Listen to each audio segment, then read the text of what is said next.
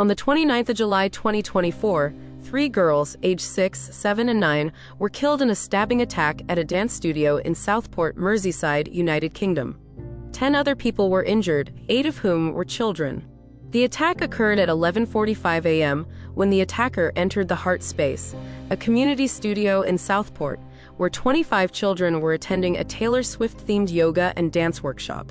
The perpetrator stabbed 11 children and 2 adults. 2 girls died at the scene. 6 of the injured children and both adults were in a critical condition when taken to hospital, and a 3rd girl died the following day. Little information was released about the suspect other than he was a 17-year-old, because laws in the UK make it a criminal offense to identify a suspect who is a minor until legal proceedings begin. Soon after the news of the stabbing came to light, social media accounts began spreading speculation about the identity of the suspect. An account called Europe Invasion, which has more than 360,000 followers, posted on X at 1:49 p.m. soon after news of the attack emerged that the suspect was alleged to be a Muslim immigrant, a claim that was false. The post has since been viewed 6.7 million times. The account was known to regularly post content that portrays immigrants in a negative light. Andrew Tate, a misogynist influencer, follows that account and amplified that false narrative, saying that an undocumented migrant who had arrived on a boat had attacked the girls in Southport. Tate has been criticized for promoting his hyper-macho views of masculinity to his audience, saying that women belong in the home, can't drive, and are given to the man and belong to the man as a man's property, to name a few. His controversial commentary has resulted in his expulsions from various social media platforms. His previously banned X accounts was restored in 2022 after Elon Musk bought the platform.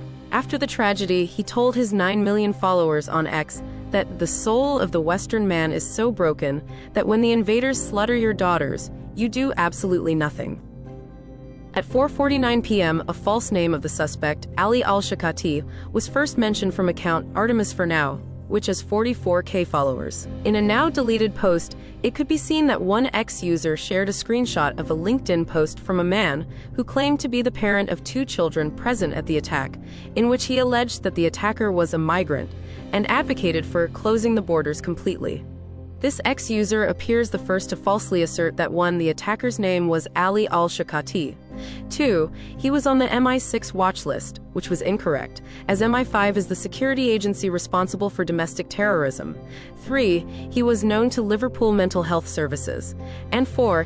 He was an asylum seeker who came to UK by boat last year. Other accounts, including smaller accounts with fewer than 10K followers, tweeted within the next hour, spreading the misinformation. Some of them are probably just riding on the flow, generating traffic. Before 6 p.m., these false claims were then critically amplified by another self-proclaimed news outlets, Channel 3 Now News. Their website, which does not have any named personnel, appears to produce clickbait articles to drive advertising revenue. It features a mix of emotive US and UK news entertainment stories, possibly generated by AI. A Facebook page of the same name says it is managed by people in Pakistan and the US. The oldest clips on a YouTube account run by Channel 3 are of what appear to show car racing in Russia 12 years ago, complete with Russian captions. Channel 3 Now's posts and their related coverage of it was then cited by a range of accounts referencing the name Ali Al-Shakati, leading to nearly 3 million impressions. An hour later, account Endwokeness, which has 2.8 million followers, posted about the falsely named suspect, contributed to another significant boost. Now, the trend had already formed. The false name attributed to the attacker was circulated organically, but also recommended to users by platform algorithms. On X, the false name Ali Al-Shakati featured as a trending in the UK topic, being suggested to users under the What's Happening sidebar. On TikTok, search results for Southport recommended Ali Al-Shakati arrested in Southport as a suggested query that others searched for. Through these recommender algorithms, platforms continued to spread fraudulent information to users who may not have otherwise been exposed, even after the police had confirmed the name was fake. Based on what you've previously seen, the social media would feed you with similar content, further reinforce the bigoted beliefs. Dr. Mark Owen Jones, an associate professor of Middle Eastern Studies at Doha's Hamad bin Khalifa University, reported by July 30th A day after the incident, there were at least 27 million impressions of posts on X, stating or speculating the suspected attacker was Muslim, a migrant, a refugee, or a foreigner. On X, Jones also explained that after any attack, there is a clear attempt to exploit the tragic incident by right-wing influencers and grifters, pushing an anti-immigrant and xenophobic agenda, despite there being no evidence. When searching for Southport on X, the top recommended search results included the account of actor-turned-political activist Lawrence Fox. Earlier, Fox, who boasts more than 500,000 followers on X, had issued calls based on the false identification of the attacker to permanently remove Islam from Britain, completely and entirely. His post has received more than 850,000 views on the platform. Tommy Robinson, a far-right anti-Islam campaigner, told his 800,000 followers on X that there was more evidence to suggest Islam is a mental health issue rather than a religion of peace. They're replacing the British nation with hostile, violent, aggressive migrants. Your children don't matter to the Labour government, he said. His previously banned Twitter, now X account, was reinstated after Elon Musk took over the platform. Nigel Farage, a veteran anti-immigration politician, posted a video on X speculating whether the truth is being withheld from us about the attack and suggesting it might be an act of terrorism. It was not until midday the following day that the police confirmed that the name was false. Nonetheless, the false name had already received over 30,000 mentions on X alone from over 18,000 unique accounts. The day after the incident, far-right online networks started to organize multiple protests, by which point misinformation and anti-Muslim narratives had already proliferated. One TikTok account created specifically for the protest posted multiple videos calling for support, which received tens of thousands of views on the 30th of July. On X, the demonstration was also advertised. Despite the less explicitly violent imagery, accounts directly linked the protest to false claims of the attacker's identity. For example, one user with more than 16,000 followers and X premium status shared a protest poster, claiming that children are being slaughtered at the altar of uncontrolled mass migration, and that open borders advocates have blood on their hands. On the 30th of July, protesters on the ground attacked the local mosque and clashed with police units, chanting "Allah, Allah, who is Allah, and we want our country back." The riot was live-streamed on YouTube. Within the 16 hours after posting, it has nearly 200,000 views. Their activity took place alongside a wider, peaceful vigil organized by the community of Southport.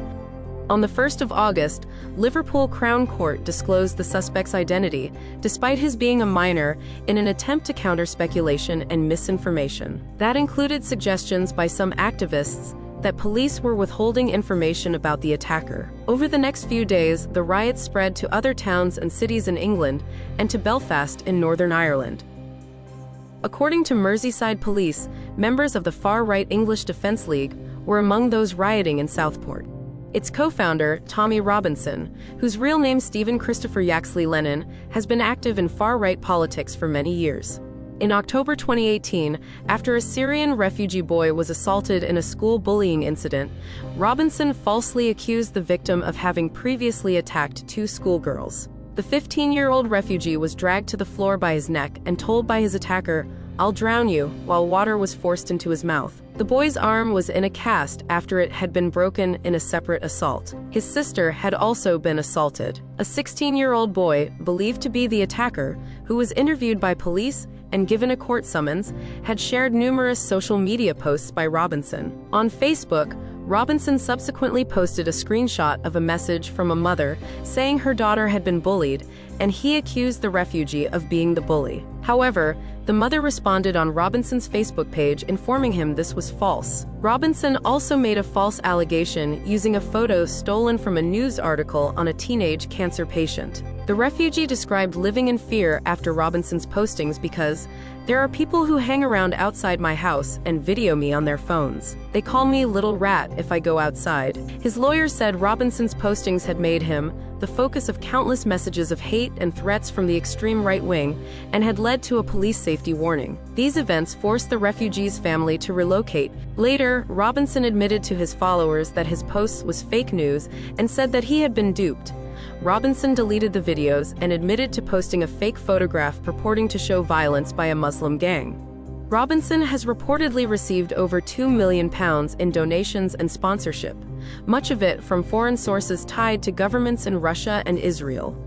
In 2017, American billionaire Robert J. Shillman funded Robinson's fellowship at the right-wing Canadian website Rebel News, with Robinson receiving over £5,000 per month. In 2018, Robinson received £2 million in donations that were sought by opponents of his imprisonment. He also received funding from the right-wing Yellow Vest Australia group. Former employees have raised questions as to what happened to money raised to support him. He denies misusing funds.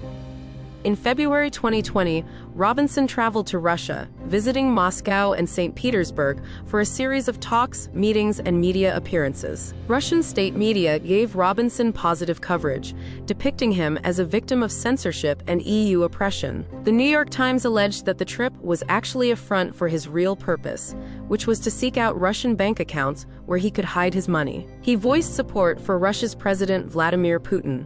Since 2018, Robinson was restricted or permanently banned from various social media platforms, including Twitter, YouTube, Snapchat, Facebook, and Instagram for his hate speech. He joined VK, a Russian social media platform, in 2020. On the 5th of November 2023, Robinson's Twitter account was reinstated following the acquisition of Twitter by Elon Musk in November 2022. The course of the events discloses the clear and rapid transition from online misinformation clickbait to offline violence, in which Platform X played a crucial role. They could have to amplify false information in real time and early period, just like it did in 2019, after the mass shootings at 2 mosques in Christchurch, New Zealand. Since Elon Musk, a self-proclaimed advocate of free speech, bought X, which has since destroyed teams that opposed false material on the platform and restored the accounts of radicals and conspiracy theorists that were previously banned. On the 4th of August, he says on X, "Civil war is inevitable." The most serious riot in recent decades in UK, fueled by a piece of misinformation with suspicious intent, have led to a dangerous and unsettling climate where everyone have to suffered. Some take advantage of people's dissatisfaction with the status quo to stir up hatred, inflame divisions, carry out violent acts to achieve their own political purposes. Some don't even mind to see the situation turn grim, that Britain falls apart. As a responsible social media user, one should be critical on what you read, try to keep a distance, think before sharing contents. We shouldn't live in the webs of lies, manipulation of sentiments, just because someone have an opinion of something. Irrespective of the faith or race of the criminal, it is unfair to blame the entire faith community for the actions of one individual. It's not about religion freedom or cultural diversity or political correctness. It's about the truth and justice. It takes time to heal the wound, to dispel distrust and misunderstanding. For those who are in power, it is crucial to address the concerns of all the stakeholders, act as the bridge of different parties. Communication and mutual understandings are the bedrock of a peaceful and prosperous society.